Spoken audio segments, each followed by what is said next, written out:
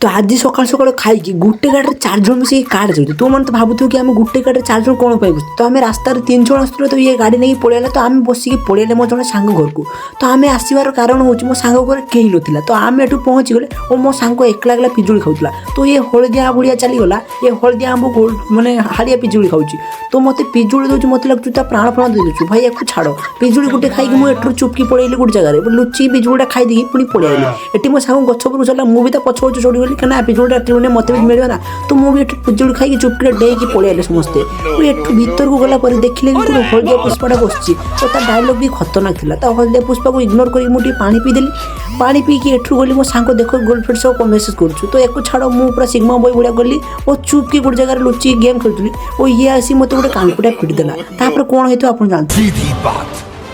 सबकी उल्टी गिनती चालू।